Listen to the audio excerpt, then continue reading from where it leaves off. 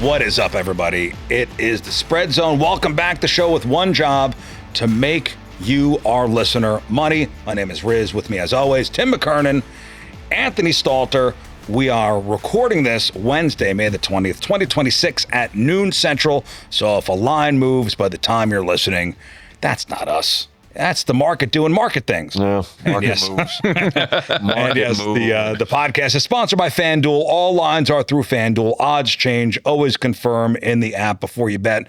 So, fellas, we got some stuff to talk about this week. Yeah, I felt like, Riz, we were going to really provide the Spread Zone listeners with our greatest win ever last week. Were you boys aware of what was going on the weekends at the PGA Championship? It's a name that's not a household name, but lo and behold, he was at the top of the leaderboard. One Aldrich Potgieter. Yes. Plus 56,500 to win the PGA Championship. Was at the top of the leaderboard.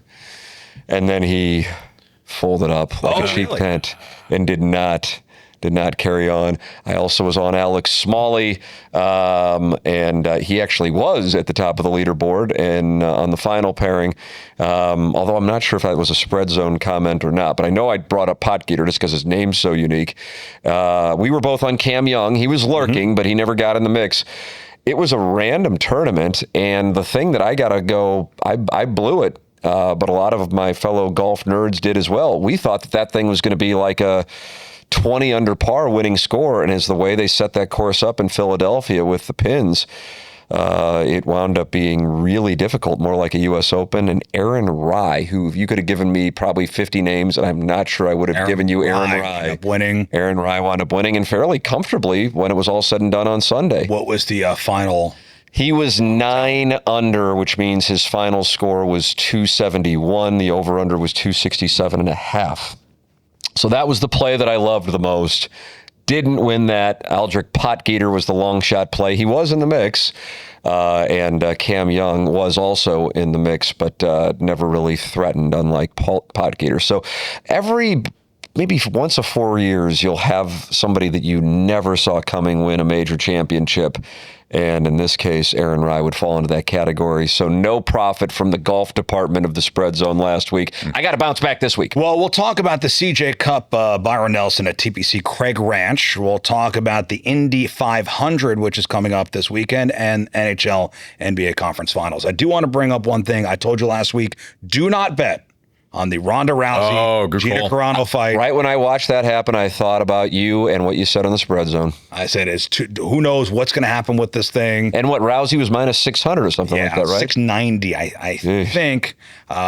She wound up submitting Carano in 17 seconds. Dang. I was watching it. My wife goes, why did we watch this again? Do we know the total, like the over-under on how many seconds in the first round or minute in the first round? I don't know. I didn't see. Oh, there was an actual. I would assume there was. There was nothing on FanDuel. Wow.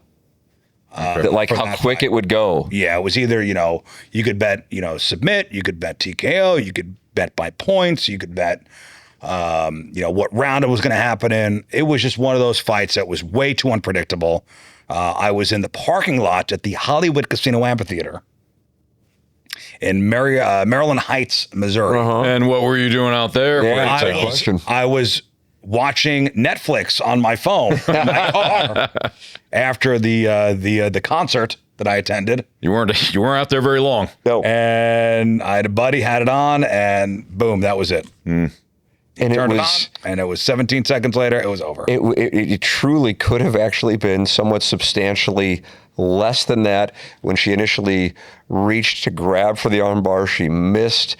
But other than that, we could have been in the 10-second realm. Oh, yeah. We could have been in the 10-second realm. Carano kicked, missed, down on the ground, and off we go. Well, and then was laughing afterwards. Rousey got $2.2 million, I think, for that fight. That is her last fight. Carano got $1.02 million. 17 seconds, 1.02 mil. Yeah. I'm in. It's a good gig. Anthony. After the fight, she said, I've done less than 17 seconds, Tim. I can why assure did you she that. tap out so quickly? She said she started to feel her arm crackle. It's not what you want when you're whatever. So I said stay away from the fight unless you were going to parlay it with something else. But even then, even the undercard wasn't that great that night. So. No. Well, we also whiffed, unfortunately, in the Preakness Stakes. I did not see Napoleon Solo in the final three there, in the top three. Napoleon Solo, no. I did not see that one happening at all. So, Napoleon Solo, Iron Honor, who was the favorite going in, and then Chip Honcho, which I'm surprised, Riz, you weren't all over. Chip Honcho, just based by the name. That sounds like something I would bet on, but alas, I did not. Sure. Yeah, I did not have any of my horses crack the top three. Ocelli, I think, finished fourth. That's the closest I got. So all right, well, let's rebound this week, fellas. That's all we can do. I've been focused on this Hurricanes Avalanche showdown in the Stanley Cup because it was plus money. We're still looking good on that. It's our long play here on the spread zone. Well, let's head down to McKinney, Texas, just outside of Dallas. That's right.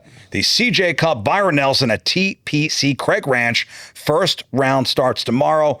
Now, correct me if I'm wrong, Tim, because you know more about this than I do. This is not hang on for dear life major golf. This is Texas birdie season. That's correct. Scottie Scheffler won it last year at 31 under par. So what I'm reading about this course is wide fairway corridors, sun baking the grandstands, drinks sweating through plastic cups, and you could feel it from the first tee. This place is built for runs.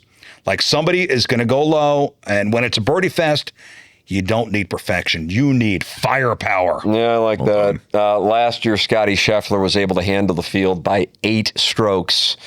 He shot 31 under. Second place, Eric Van Rooyen, 23 under. And then third place was 20 under. So Scheffler was better than everybody in the field, with the exception of one player, by double-digit strokes. So then you sit there and go, okay, is it that obvious? And I have to say, I think the answer is yes. Scheffler is the short number at plus 165. I actually, when I was looking at this for our program, I wondered if he would be minus money or close to even. So you actually are getting $1.65 to your dollar if you were to bet him.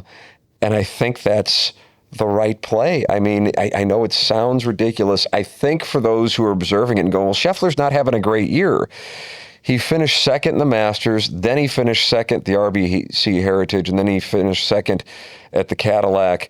And he was lurking again, just his putter. He's kind of got a little putter situation going, especially on short putts. But his ball striking was good enough to be in the mix and win the PGA Championship. I would be, and you can't say this about golf tournaments too often, I would be shocked if he didn't win.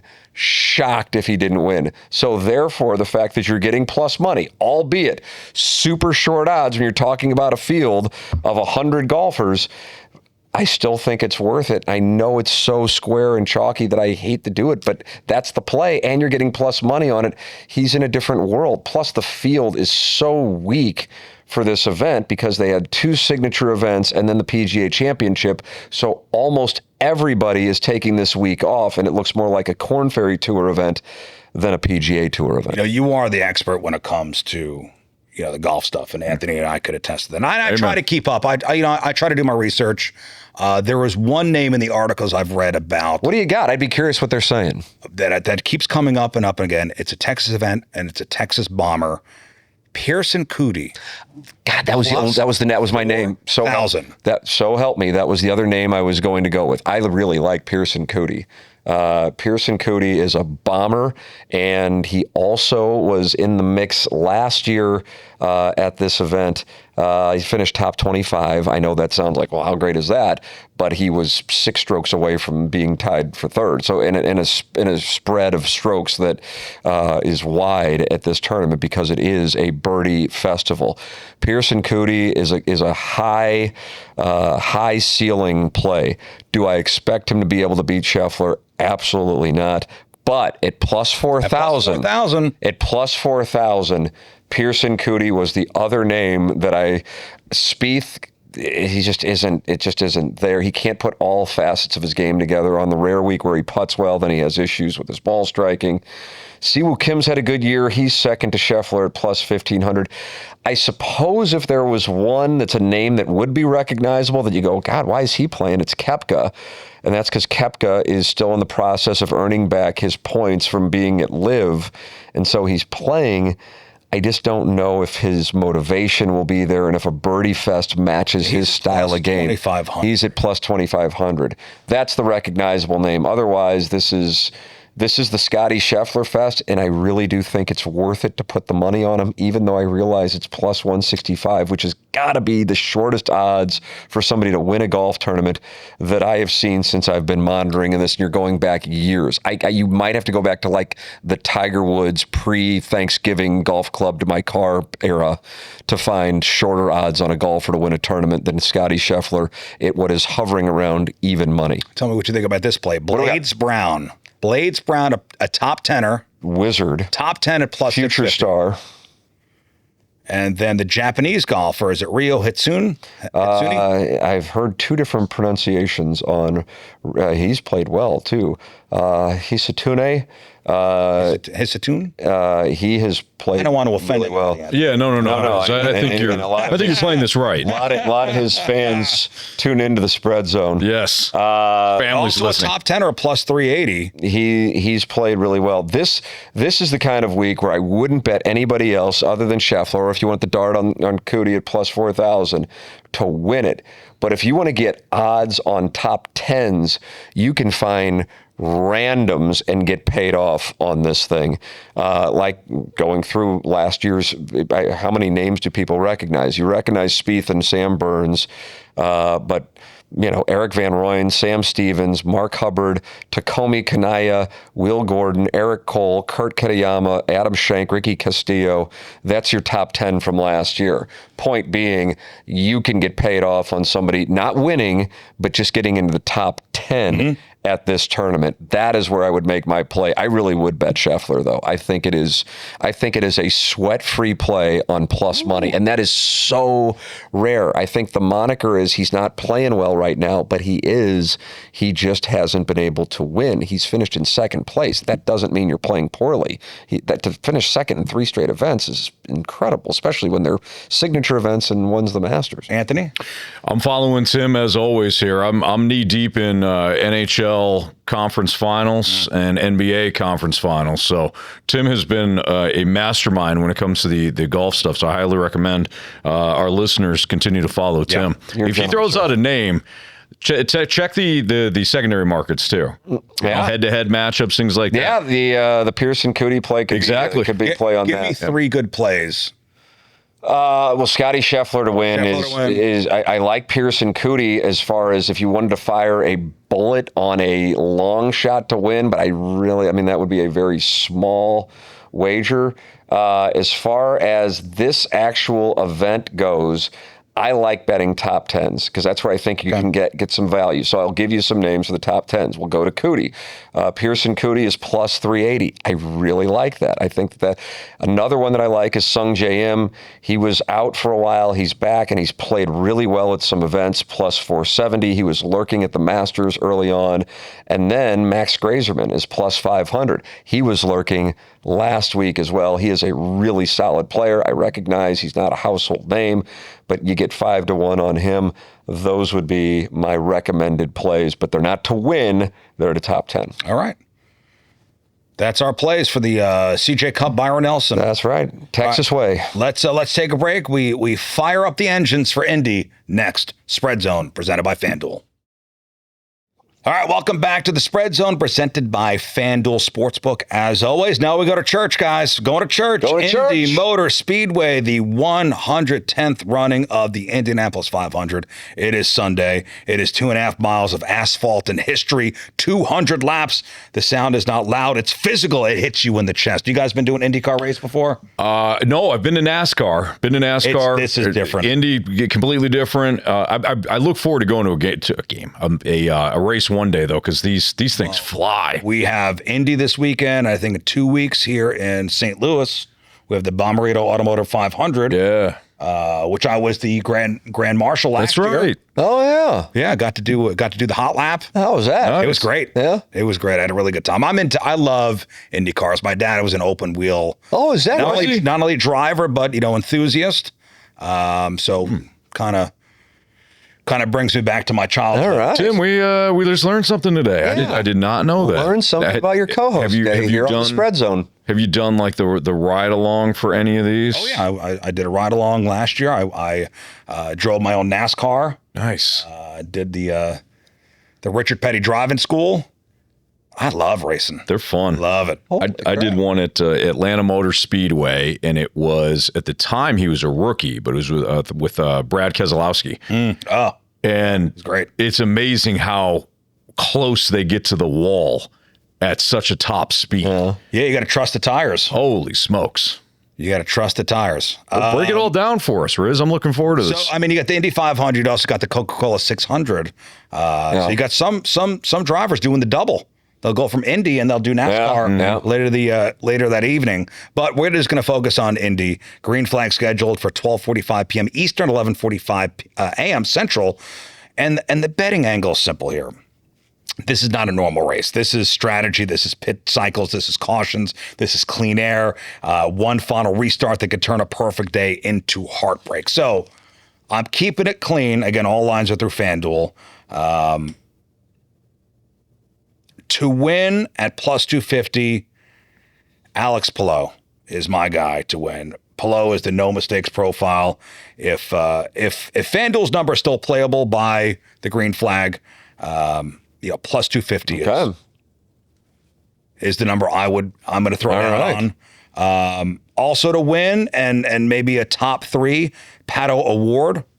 To win a plus 650, top 3 plus 200. Award is the heartbreak guy until he isn't. In a race where you need late race aggression, that's the type of guy I want holding a sword with 10 laps to go, is Pato Award. That's my second pick. And my third would be a hometown guy, hometown Indianapolis guy, Connor Daly at plus 750. Carson's brother. Connor Daly. The delightful TRL host. Yes, of course, naturally. This is an Indianapolis Motor Speedway specialist. You got the emotional energy. You got right place, right time, that kind of style bet. I'd rather take it as a placement than a win ticket if you get him like in the top 5, top 3. But we'll see how FanDuel prices it as we get closer to the race. So those are my 3 bets. Right. To win, Alex Palou. To win or top 3, Pato Award. And if you get a top 10 or maybe top 3, Connor Daly, the hometown guy. All right. Riz, do you happen to have the odds in front of you for Josef Newgarden? I don't. I love him. Yeah. Good dude. Yes. He's plus 1,000. I'm looking at it now at our partners at FanDuel. So I like Josef Newgarden. Great this racer. Weekend. Winner in 2023, winner in 2024 at Indy 500. Exceptional when it comes to racing in and out of traffic. One of the strongest late passers in the field. Good oval driver. Good oval driver. Yeah, as you were talking about with the biggest thing, it's not just raw speed. It's got to be tire management and fuel strategy, and surviving kind of the chaotic restarts. I think Newgarden, given the history there at plus 1,000, you might be thinking to yourself, well, how can he do it in three times in the past 5 years? I think he can. Not the clear favorite this year. You mentioned the guys Award and Apollo, but man, I love Newgarden this weekend at plus 1,000. And I know, Tim, you're not really into racing that much. But it is fun as you get closer to the green flag, and you could start throwing, bets on, manufacturer props, and you could do head-to-head matchups if they're available. Mm-hmm. You could do top 3, top 5, top 10 winner odds. So as you get closer to the just to get a little sweat, yeah, just a little sweat. It's it's a fun event to watch. That's one of my bucket list sporting events to go to. Yeah, would be the Indy 500. All right, so that's it for the Indy 500. When we come back, we'll take a break and we'll talk NHL and NBA conference finals. It's a Spread Zone presented by FanDuel. All right, we are back on the Spread Zone presented by FanDuel. All right, Anthony, your time to shine. Yes. NBA, NHL conference finals. What are we looking at? All right, so let's start with the NBA right now, boys. I do not think that it was a fluke that the San Antonio Spurs with Victor Wembanyama shocked the Thunder. Shocked the world. Shocked the Thunder in game 1. I like them right now to win the NBA Finals at plus 160. Woo. How about that? Before the series, you were getting in the 200s, but OKC with the kind of the dynasty they were hanging out going, there, right? 8-0 going into the conference finals, and it really wasn't even that close in any of those games. But there's something about. I mean, Wemby is just a different beast. I mean, he's really at times unguardable because he doesn't really have a style. Yeah. Like Shaq had a style, even MJ had a style, yeah. Kobe had a style. There's really no style that fits Victor Wembanyama in one box. I mean, he can kind of do it all. The Spurs have fed off his energy. He's kind of become a little bit of a villain, too, with the way that he threw the elbow to Naz Reid. God, the fact that he's only 22 years old. He's 22 years old. Wow. He's 7. I'm pretty sure he's 8'5". Yeah. I think he grows every game. But Spurs plus 160, I would also look, we're recording this on Wednesday, so game 2 is tonight. So if you miss it, I apologize, but you're probably already looking at it as it is. Spurs plus 7.5. You put the 7.5 in your back pocket. They have matched up with the Thunder incredibly well, and I got a lot of respect for the Thunder. If it was anybody but the Spurs, I would say Thunder.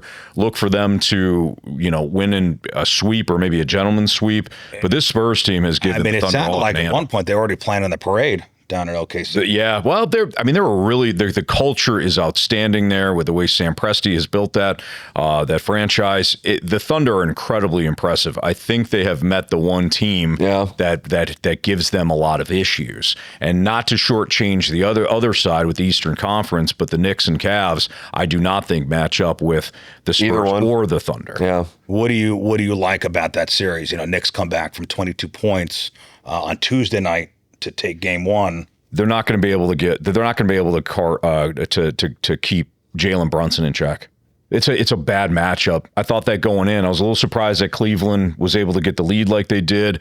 I thought they probably could have used a late timeout to calm things, and the Knicks came roaring back. I think Cleveland's run out of gas. I didn't like them over Detroit. The Detroit is one of those teams where they're down 10. It feels like they're down 20. They're down 15. It feels like they're down 30, and that's what happened in Game 7. Yeah. I don't like the Cavs matchup with the Knicks. I do think it's going to be Knicks and Spurs, and I think you can get that matchup at plus 140 as well. So there's some good with the Spurs series odds taking it. That's what I have. Okay. Absolutely. Yeah. And you can, by the way, you could get Wemby right now, NBA Finals MVP at plus 170. Oh, wow. So if you like the Spurs, you can get them plus 160 to win it all, plus 170 for Wembanyama. Ain't going to be anybody else. Yeah. I was about to say, Spurs win, he's the MVP. Absolutely. So that's what I'm looking at in the NBA. Any NBA thoughts from you guys? I share your opinion on that. Whoever wins out of the West is going to win out of the East. Although I'm pulling for the Knicks, just from pure the Knicks as pure entertainment standpoint. As a kid growing up in New York City, the Knicks. This seems to be the time. Yeah, 53 years. Did you see the way he said that, Tim? Yeah. He almost didn't want to send it out to the atmosphere. Yeah, I saw that. I mean, so many heartbreaks. Back in the '90s. With it was always the Knicks and the Bulls. Yeah. Yeah. John Starks. The Knicks could never. Patrick Ewing and Oaks. And Reggie Miller, Anthony Mason. Yeah. R.I.P. Anthony Mason, I believe. Oh, I don't know. Is he? Reggie Miller at the Garden. Taken from him? Great ESPN 30 for 30. I want to see him in there. I'll say that. I wanted to see the Knicks and Pistons. Yes, 2015. Yeah, he passed away 11 years ago. Yeah, I want to see it. I don't think you can really go wrong if the Knicks are in there. With whoever they get, because you either have Wemby coming to the Garden, which is incredible, or you've got a team looking to defend its title coming to the Garden. And I believe the Knicks and Spurs met in this past year's NBA Cup, did they not? Let's see here, NBA Cup. I think they battled each other. Let's see here. I'm going to say Oakley before. Oakley, yeah. Oakley, not Oaks. I almost said Oates, so. Like John Oates from Hall & Oates. Exactly. Different thing.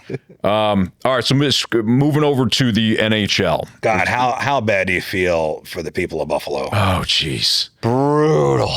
So we talked about this. We talked about this on our show. My heart was in Buffalo. Is Buffalo the one tortured sports city that's most deserving of a championship right now in sports? Pre-LeBron a decade ago, it would have been Cleveland, I think. And now I would say it's Buffalo, and I don't even know who's in second place. The only city, that could rival is Minneapolis. Yeah, Minneapolis is when you've got the Timberwolves and the Vikings and the Twins. I mean, at least within my lifetime, the Twins have won. All right, the Twins have won a championship once within my lifetime in the 90s. Yeah. Buffalo. It has not happened. We've all seen, because we're old enough, we've all seen Buffalo lose 4 straight Super Bowls. Yeah. Get close with Josh Allen, 13 seconds, all that, and now the Sabres, who really should have won that series, they collapse. They lose to Carolina in the Western Conference Finals, or in the Eastern Conference Finals. Sure. You shrug. Yeah, right. But you lose like that, and you have a goal waved off that I know. To the Canadians who shouldn't have probably been there. Right. After the Lightning. And just heartbreaking. It was what a great sports night that was. Mm-hmm. By the way, that was the Spurs. Yes, game 1. The Spurs game 1, and then game 7. Yeah, it was a great night of sports. Apparently, Montreal celebrated so hard that it registered on the Richter scale. Yeah, mini earthquakes. Wow, they're at the Bell Center. How about watching that? It. All right, so speaking of Montreal, they have won 4 straight games against Carolina. We all know Carolina's history, too. Lost in the NHL Conference Finals, lost in the second round, lost in the Conference Finals, lost in the second round, lost in the second round. Have not lost so in the far first this round, year. Lost in the Conference Finals. That has been their history. That has been the Carolina Hurricanes' history. They should not lose this series. Their depth is better. Sweep. It should be, but their depth is better. The way their system is, they suffocate opponents. But Montreal is that team that keeps surviving. They haven't lost an elimination game thus far. They're confident. They keep winning games they shouldn't be even in. So here are my 2 plays. I like the Canadiens plus 1.5 on the series spread. So what that means is it's basically got to go. They got to win it. They got to win the series. Or they got to go to 7 games. If they can get to the 7th game, we win. We win on that play. So we're either legging the Canadiens outright or it goes 7. I'm going to hedge a little bit. The over 5.5 for total games in this series is minus 168. So at the very least, if we can get it to a game 6, if it's competitive, then we cash that one. And if we win game 6, we'll get the other one. You think this goes 6? Here is a stat that intrigues the hell out of me. I don't know if you guys have discussed this one on your respective programs. Since 2000, so in the 21st century in the Stanley Cup playoffs, there have been 8 matchups in which a team played a team that is coming off a sweep, and that team won their series in 7 games. So that is what we have in the Eastern Conference Finals, with Montreal winning in Buffalo on Monday night, and the Hurricanes undefeated so far in the Stanley Cup playoffs. In those matchups, the team that went 7 games is 7-1. Wow. Well, and against the team. When was the last time Carolina played? Has it been 20 days? I don't know if it's been that long, but it's been a minute. It's been double digit. It's double-digit days. Yeah. May 9th. Yep. And we're sitting here on May 20th. Okay. Yeah, it's still a long time. 20 days. Yeah. 20 days. Be like almost a month. Yeah, I mean, you said 11 days, give or take 9. Yeah, 11. Say the give or take. 11 days. Yeah. 11 days off. Yeah. It's a long time. That's a long time. So I think that stat stands out. I think we've seen it in college football, for example, when a team sits around in the college football playoff. If I'm not mistaken, the top seeds in 2024, they lost. This year, it didn't work out that way with Indiana. We've seen it in baseball. Team sweeps. Another team has a 7-game series. The team that sweeps sits around. We've seen it in the playoffs that the teams that get the wild card games come in and beat the top seeds because they sit around for a week. I would think that Montreal is going to be carrying some momentum. At the same time, we might be undervaluing just how great Carolina is. You know, I mean, that's otherworldly. I think if Carolina, sometimes we talk about the brand name, Indiana would be a perfect case of not respecting that brand name because it's Indiana. If Carolina were Florida and doing what Carolina has done so far, people go, oh my God, 3 straight years, look at this. But because it's Carolina, they've got that history where they get there, but they don't finish the job. I think it's treated with a raised eyebrow. That's a hell of a hockey team. But I just think that when you're talking about a sample size of 8, and 7 of the 8 times it's the team that was battling to get there beats the team that is sitting there resting on a sweep, there's got to be something to that I can't ignore. That doesn't mean that I think they'll necessarily win, but if you think it's a long series, I would take the long series based on that information and the fact that Carolina, it has been, you're talking about a good long while, almost 2 weeks since they've played a hockey game. And it's tough to win in Montreal. Yep. We've seen that. Mm-hmm. I mean, Montreal is one of the true home arena advantages in the NHL. I mean, it's nasty to play up there. So I like Montreal plus the 1.5, and I like the series to go over 5.5. And then in the other series, Colorado and Vegas, I've been kind of fading Vegas for a while now. I think I've faded them in every series, so shame on me. But there were some things that we've cashed along the way. Still, give me the Avalanche minus 1.5 in the series. So what that means is we either got a sweep, 4-0, we can win a gentleman's sweep at 4-1. We can win 4-2. Yeah, you're in a good place there. We got three different ways to win at minus 113. Wow. So I'll take that. Ooh. I think Colorado is the superior team. I would like to see Vegas win. I'm a big John Tortorella fan. Torts. You like him even more after they lost a draft pick. They lost a draft pick because he didn't want to talk to the press after Game 6. A draft pick. When he won a series. That is wild. He's on an 8-day. He's on like an 8-day contract. Like that. My man's done as soon as this is over. He's just punting draft picks he don't have. Well, and I was thinking, they went for the appeal, and Gary Bettman says, nope, still, you're losing a draft pick, and you're getting fined $125. Yeah. It's like, I got the money. He looks at Vegas. I'm sorry. Yeah. Too bad. I don't know. My heart's with Vegas. I'd like to see a Vegas Hurricanes final, but I think the Western Conference Finals is the more intriguing. I don't know. You know what? Both series are great. They're both going to be great. The NHL playoffs have been phenomenal. It's been excellent. Yeah, it's 7-game series. Even the sweeps, you're like, holy smoke. Well, you just see what you got. And so that brings me to something we've been talking about here for the last few weeks, Carolina versus Colorado. You still can get that as we sit here at minus 112 as your match. Still looking good. We started talking about that when it was plus 126. It's still a nice price, minus 112 for two substantial favorites. Beautiful. All right, fellas. I think you got a full slate there. You got the Byron Nelson, you got the Indy 500, you got the conference finals. It's a full menu of stuff. Full menu for the weekend. Gentlemen. Have a great weekend, everybody. This is the Spread Zone presented by FanDuel, and we will see you next week. All right. Yes. Well, I tell you what. We provide information about sports betting for entertainment purposes only. Please confirm gambling regulations in your state of residence. To participate in sports gaming, you must be 21 years of age or older and be physically present in a state where sports betting is legal. If you or someone you know has a sports betting or gambling problem, please call 1-800-GAMBLER or visit www.ncpgambling.org for more information and further assistance.